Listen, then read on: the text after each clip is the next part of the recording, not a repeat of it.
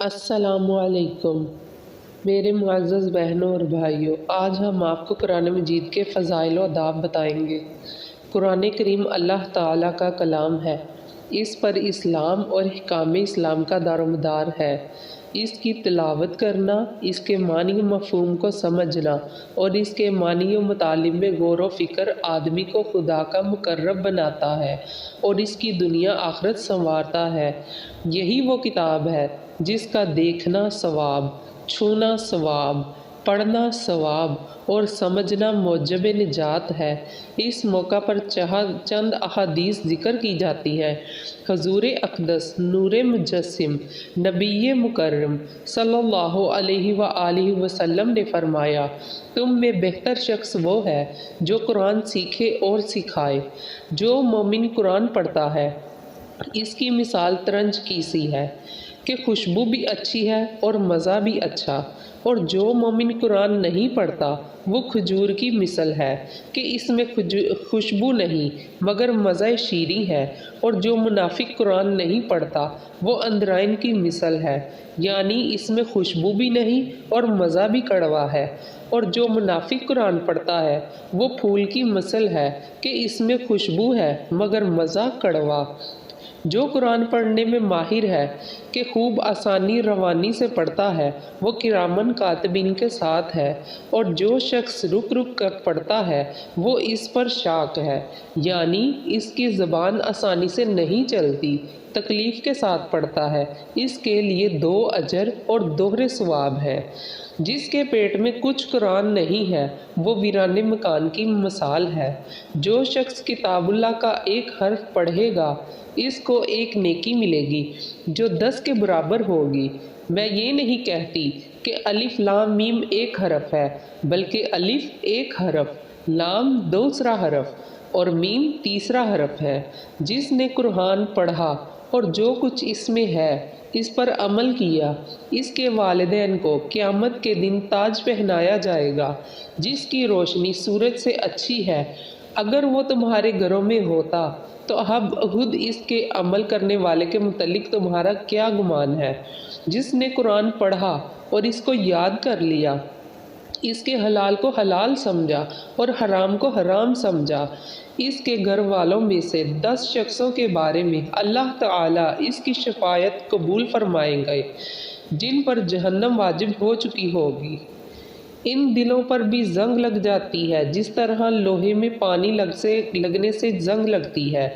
عرض کی گئی، یا رسول اللہ صلی اللہ علیہ وآلہ وسلم، اس کی صفائی کس چیز سے ہوگی؟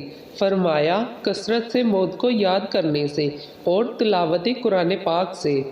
اپنے گھروں کو قبرستان نہ بناؤ، شیطان اس گھر سے بھاگتا ہے جس میں سورہ بقرہ پڑھی جاتی ہے۔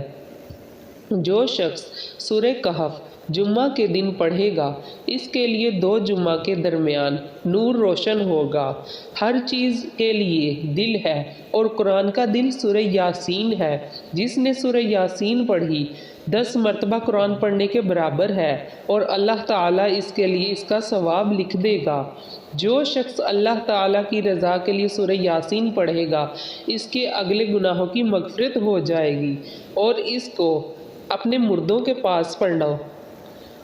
قرآن کی 30 آیات کی ایک سورت ہے، آدمی کے لیے شفاعت کرے گی یہاں تک کہ اس کی مغفرت ہو جائے گی۔ وہ تبارک الذی بیدہ الملک ہے، یعنی سورہ ملک ہے۔ جو شخص سورہ واقعہ ہر رات پڑھ لے گا اس کو کبھی فاقہ نہیں پہنچے گا۔ ابن مسعود رضی اللہ تعالی عنہ نے اپنی صاحبزادیوں کو حکم فرماتے تھے کہ رات میں اس کو پڑھا کریں۔ سورہ بقرہ کے خاتمے کی 2 آیتیں اللہ تعالی کے اس خزانے میں سے ہیں جو عرش کے نیچے ہے۔ اللہ تعالی مجھے یہ دونوں آیتیں دی، ان کو سیکھو اور اپنی عورتوں کو اور اپنے بچوں کو، گھر والوں کو سکھاؤ کہ وہ رحمت ہے اور اللہ تعالیٰ کے نزدیکی اور دعائیں۔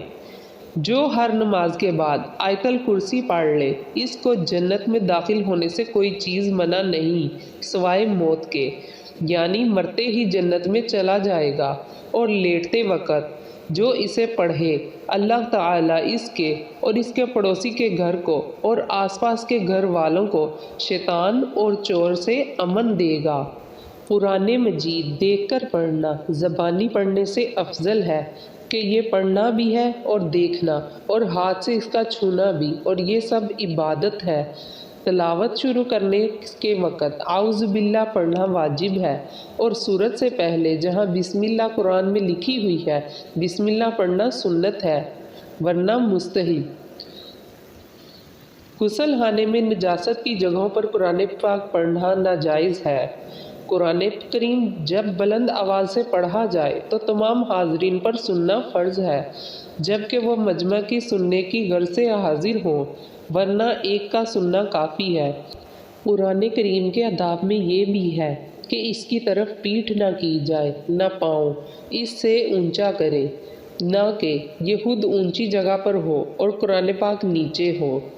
قرآن پاک کی قسم بھی ایک قسم ہے، اگر اس کے خلاف ہوگا کفارہ لازم ہوگا۔ قرآن کریم کی کسی آیت کو عیب لگانا اس کی توہین کرنا، اور اس کے ساتھ مذاق و دل لگی میں قرآن مجید کی آیتیں بے موقع پر پڑھ دینا کہ لوگ سن کر ہنسے، یہ سب باتیں کفر ہیں۔ اللہ تعالی ہم سب کو اسلام اور مذہب اہل سنت و جماعت پر ثابت قدم رکھے، آمین۔ بجاہ النبی الامین علیہ افضل الصلاۃ و تسلیم۔ جزاک اللہ خیرا۔